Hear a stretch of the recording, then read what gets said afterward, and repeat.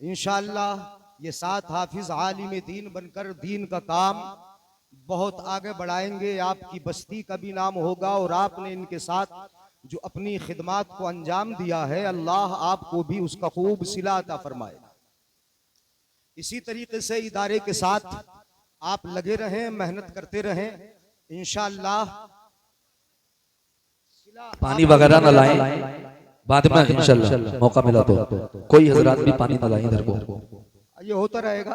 सैयद साहब तशरीफ फरमाए, मुलाकात भी होगी और आप हजरात दीदार तो फरमाए रहे, खिताब आप हजरात ने सुन लिया।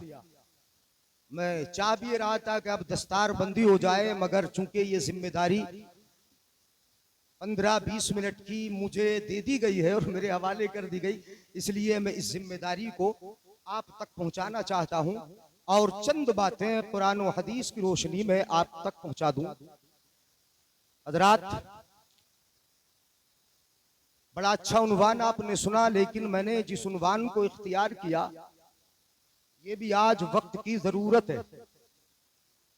कलाम मुकद्दस में परवरदिगार आलम इरशाद फरमाता है, कम मिन फिअतिन कलीलतिन गलबत फिअतन कसीरतम बिइज़्निल्लाह। सुभान अल्लाह, सुभान अल्लाह। अक़लियत अक्सरियत पर गालिब आई है। छोटी जमाअतें बड़ी जमाअतों पर गालिब आई है। अल्लाह के हुक्म से, अल्लाह के इज़्न से, अल्लाह के हुक्म से। जिनके साथ अल्लाह का हुक्म शामिल रहा, अल्लाह की मदद शामिल रही और उन्होंने अल्लाह तबारका व तआला के फरमान पर अमल किया, अल्लाह रब्बुल इज्जत ने उन अक़लियतों को हमेशा गलबा अता फरमाया। अक़लियत को गलबा मिला, मगर उसकी बहुत सारी मिसालें कलाम मुकद्दस में भी मौजूद हैं। लक़द नसरकुमुल्लाहु बिबद्रिन व अंतुम अज़िल्ला, जिसका जिक्र सैयद साहब ने किया था कि मैदान बद्र में अल्लाह रब्बुल इज्जत ने कलील जमाअत को कसीर जमाअत पर गलबा अता फरमाया था। तमाम गज़वात, मैदान करबला ये शाहिद हैं कि अक़लियत अक्सरियत पर गालिब आई, मगर इसके असरार, इसके रुमूज, इसके निकात और इसकी बारीकियां कि अक़लियत को कब गलबा मिलता है, अक़लियत कब गालिब आती है, अक़लियत को अल्लाह रब्बुल इज्जत की नुसरत व मदद कम मिलती है। याद रखें मेरे भाइयों बुजुर्गों, अक़लियत उस वक्त गालिब आती है जब वो मुनज़्ज़म हो, उनमें नज़्म हो। अगर नज़्म से फिरेंगे अक़लियत को गलबा नहीं मिलेगा। किसी एक बैनर तले जमा नहीं होंगे, अक़लियत को गलबा नहीं मिलेगा। दूसरी चीज, अक़लियत को गलबा उस वक्त मिलता है जब उनमें वहदत हो, इत्तिहाद हो, इत्तिफाक हो। जब हमारा इत्तिफाक पारा होता है, जब हमारा इत्तिफाक इंतशार, लड़ाई झगड़े तनाज़ुहात में तब्दील हो जाता है, तो फिर हम चुन चुन के मारे जाते हैं, पीटे जाते हैं। अक़लियत को गलबा उस वक्त नहीं मिलता जब वो लड़ती है, जब वो झगड़ती है, जब उनमें इंतशार होता है, जब आपस में बात बात पर लड़ जाते हैं, जब मुखबिर हमी में से पैदा हो जाते हैं, जब अपने मुसलमान भाई को नुकसान पहुंचाने वाले हमारे अपने भाई होते हैं, जब अपने भाई की इज्जत को नीलाम करने वाले हमारे भाई होते हैं, जब सियासतें मदरसों पे होने लगती है, जब सियासतें अपने उलमा पे होने लगती है, जब सियासतें अपनी मस्जिदों पे होने लगती है, तो समझ लो वो कौम कैसे गालिब आ सकती है कि जिसने अपनी सियासत में ना खुदा के घर को छोड़ा और ना मुस्तफा के घर को छोड़ा, वो कैसे गालिब आ सकती है। वाह वाह वाह वाह। उस अक़लियत को कैसे गलबा मिलेगा जिनमें वहदत ही ना हो। तीसरी चीज, वो अक़लियत गालिब आती है कि जिनमें इताअत अम्र का जज्बा भी हो। समझ में आ रहा है बात? गाड़ी तो नहीं पड़ रही है, सुभान अल्लाह बोल दें। हाँ, मैं बुलवाए लेता हूँ, आप बिल्कुल सुस्त ऐसे बैठे। मैंने कहा कि 15 से 20 मिनट में अपनी गुफ्तगू खत्म कर दूंगा। जिनमें वहदत हो, जिनमें नज़्म हो, जिनमें अल्लाह रब्बुल इज्जत की इताअत, मुस्तफा की फरमा बरदारी, इत्तिबाए सुन्नत का जज्बा हो, वही अक़लियत गालिब आती है। और याद रखें अगली बात, आपका नस्बुल ऐन एक हो। सैयद साहब ने बयान किया अपने ईमान की हिफाजत, इस्लाम की हिफाजत। आप अपने नस्बुल ऐन को अपने सामने रखें, एक हदफ बना ले, एक मकसद अपने सामने रखें। जब हमारे अंदर से जज्बा अपने नस्बुल ऐन में जिद्दोजहद का, कोशिश का, ये खत्म हो जाता है तो फिर हमें गलबा कभी नहीं मिलता। एक हो, कुरान पाक में परवरदिगार आलम इरशाद फरमाता है, व अतीउल्लाह व अतीउर रसूल व उलिल अम्रि मिनकुम फ़इन तनाज़अतुम फ़ी शैइन फरुद्दूहु इलल्लाहि वर रसूल। अल्लाह की इताअत करो, रसूल की इताअत करो, इल्म वालों की इताअत करो। बोल लो, उलमा की इताअत करो, अम्र वालों की इताअत करो। व उलिल अम्रि मिनकुम फ़इन तनाज़अतुम फ़ी शैइन, अगर किसी चीज में तुम्हारे दरमियान झगड़ा हो जाए, तनाज़ो हो जाए, इख्तिलाफ राय हो सकता है, आपके नजरियात तब्दील हो सकते हैं, नजरियात चेंज हो सकते हैं, तो फिर उस फैसले को कहां लेके जाओगे? कहां लेके जाओगे? आप अपने मन से फैसला ना करो, अपने फैसलों को हुक्काम जो इस दौर के वहां न लेके जाओ। वला तुदलू इलल हुक्काम, हाकिमों के पास न लेके जाओ। फैसला किधर लेके जाना है? फरुद्दूहु इलल्लाहि वर रसूल। अपने फैसलों को अगर देखना है तो कुरान में देख लो, मुस्तफा की शरीयत में देख लो, वहां फैसला तुम्हें मिलेगा।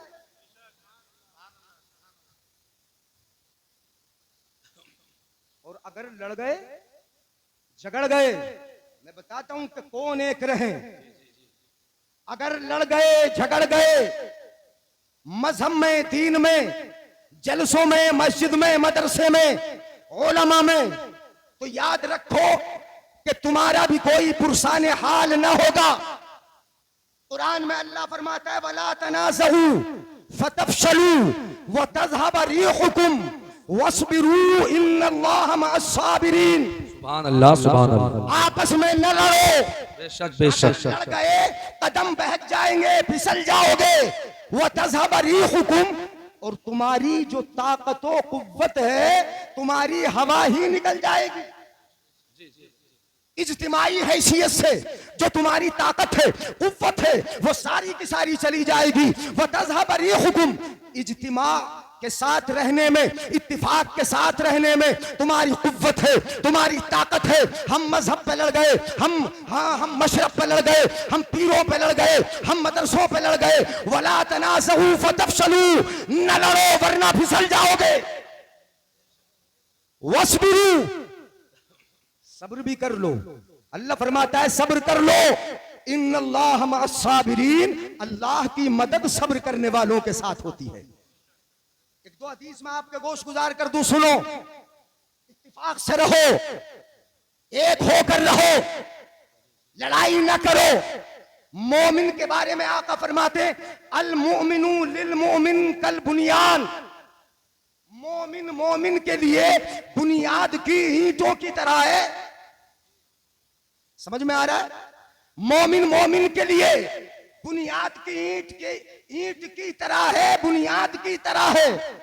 और यहां मोमिन मोमिन के लिए है, शर्त ईमान की है।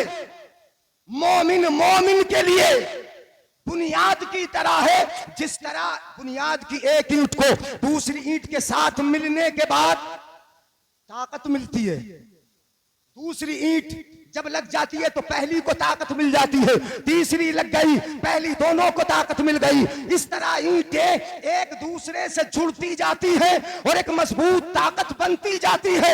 मेरे आका सल्लल्लाहु अलैहि वसल्लम ने यही मिसाल देकर समझाया कि जिस तरह एक के साथ दूसरे के मिलने से ताकत बढ़ती है, ऐसे ही ईमान वालों की ताकत एक दूसरे के साथ मुत्तफिक होने से बढ़ती है।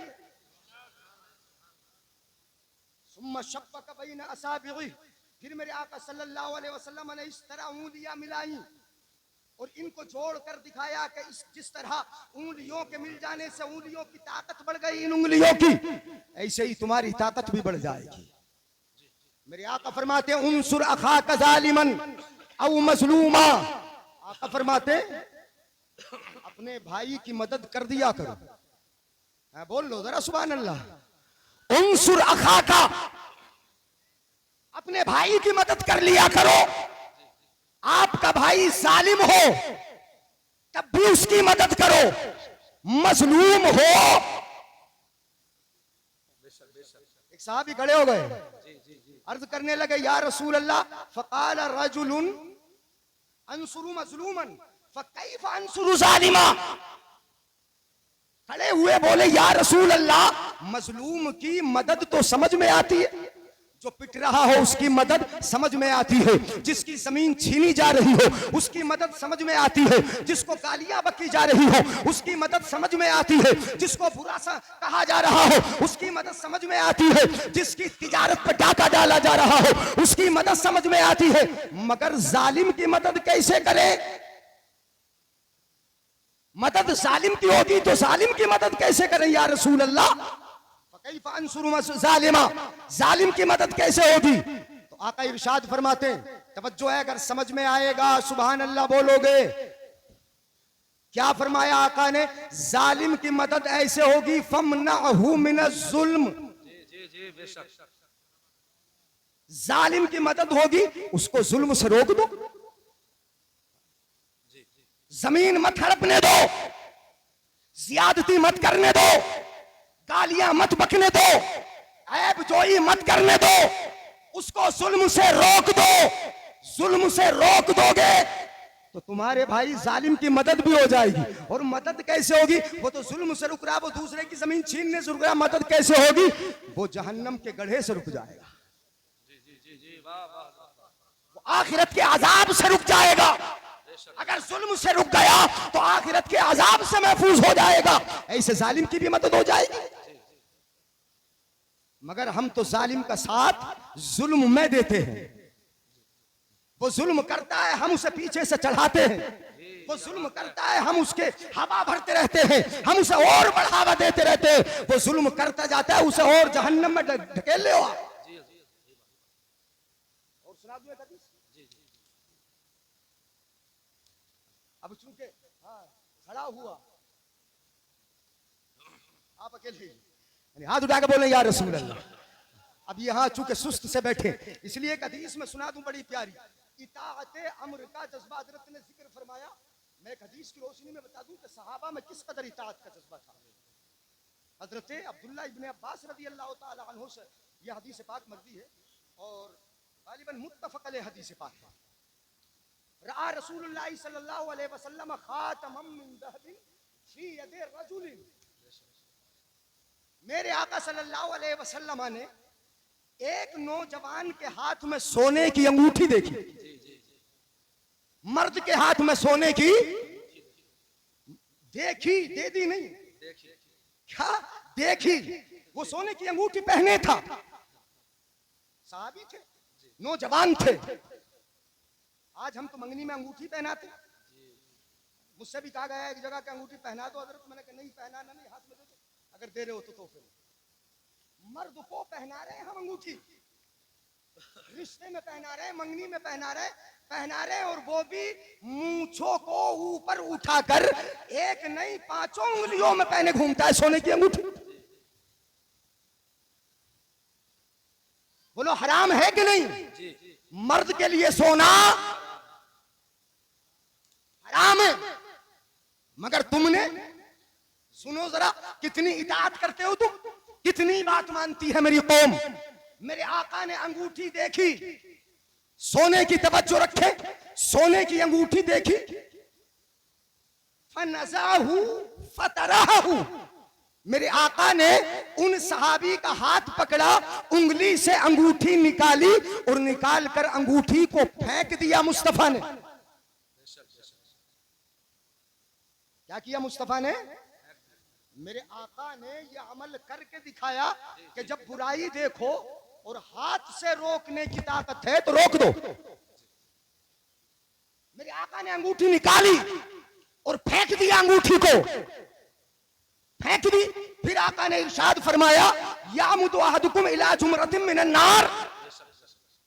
तुम में का कोई ये अंगूठियां पहनकर फयजालुहा फी यदिही, अपने हाथ में अंगूठी पहनकर जहन्नम की चिंगारी को अपने हाथ में ले रहा है। पता ये चला, हदीस पाक का उन्वान ये हुआ, हदीस पाक ने बता दिया कि मर्द अगर सोना पहन रहा है, चाहे नया दूल्हा ही क्यों ना हो या मंगनी वाला ही क्यों ना हो, अगर सोना पहन रहा है तो वो जहन्नम की चिंगारी को अपने हाथ में लेके घूम रहा है।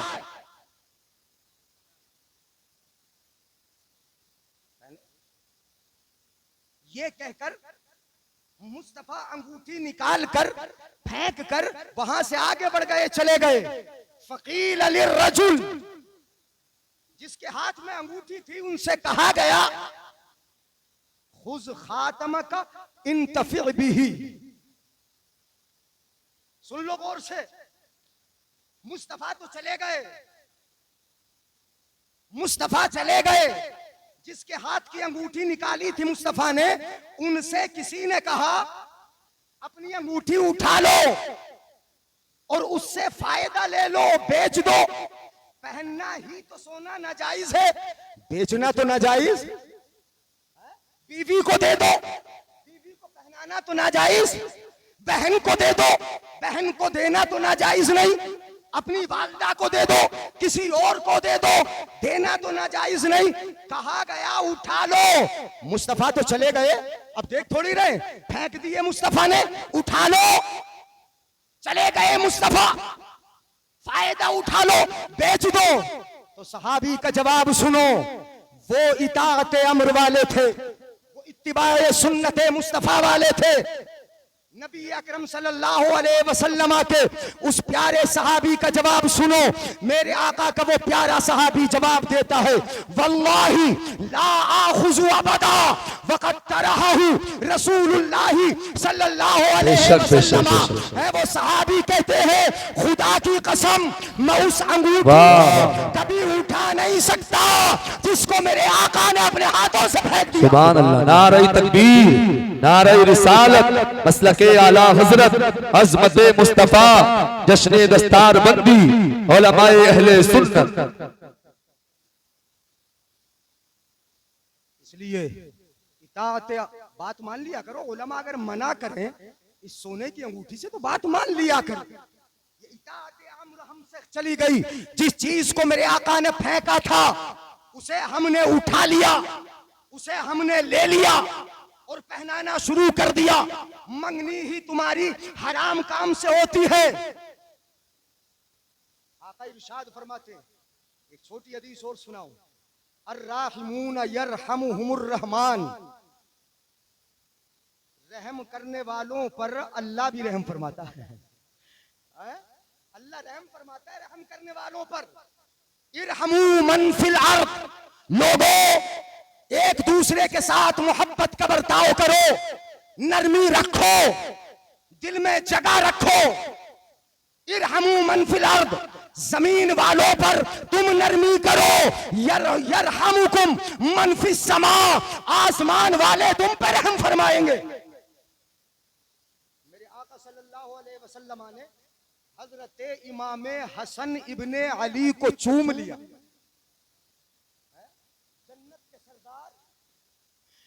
जन्नती जवानों के सरदार हजरत इमाम हसन का बोसा लिया। मुत्तफक अलैह हदीस पाक हजरत अबू हुरैरा से मरवी, क़ब्बलन नबी सल्लल्लाहु अलैहि वसल्लम अल हसन इब्न अली, हसन इब्ने अली को चूमा मुस्तफा ने। व इंदहु अल अक़रा इब्नुल हाबिस, मेरे आका की बारगाह में एक शख्स बैठा था जिनका नाम था अक़रा इब्ने हाबिस। उन्होंने जब देखा कि मुस्तफा ने हसन को चूम लिया तो वो बैठने वाला नबी से क्या कहता है, बोला इन्न ली अशरतम मिनल वुल्द मा क़ब्बलतु मिनहुम अहदा। अक़रा इब्ने हाबिस बोला, तवज्जो चाहूंगा कि मेरे 10 बेटे बेटियां, 10 औलाद, मैंने तो आज तक किसी को नहीं चूमा और आपने हसन इब्ने अली को चूम लिया। आपने अपने नवासे का बोसा ले लिया, उसको चूम लिया, उससे प्यार कर लिया। मेरे 10 बेटे हैं, मेरी 10 बेटियां, मेरे 10 बेटे बेटियां हैं, औलाद में से मेरे 10 है, मैंने 10 में से किसी का बोसा किसी को नहीं चूमा। अब जब नहीं चूमा उसने कह दिया मुस्तफा से, फनज़रा इलैहि रसूलुल्लाह सल्लल्लाहु अलैहि वसल्लम, मेरे आका ने उसकी तरफ नजर उठाई। और हदीस पाक का अगला जुमला सियाको सबाक हदीस का ये बता रहा है, मुफ्ती साहब तशरीफ फरमा, ये बता रहा है कि आका ने जो नजर फरमाई थी वो नजरे गजब थी, नजरे रहमत नहीं थी। मुस्तफा ने देखा 10 बेटे बेटी अभी तक किसी को नहीं चूमा, इसने अभी तक किसी का बोसा नहीं लिया। फनज़रा इलैहि रसूलुल्लाह, मुस्तफा ने देखा, इरशाद फरमाया, सुन, नजरे गजब फरमा कर इरशाद फरमाया आका ने, दिल नर्म रखो, मोहब्बत का बर्ताव करो, एक होकर रहो, मुत्तफिक होकर रहो। आका ने फरमाया, मल्लम यरहम ला युरहम। यहां आका इरशाद फरमाते हैं कि जो रहम नहीं करता उस पर भी रहम नहीं किया जाता।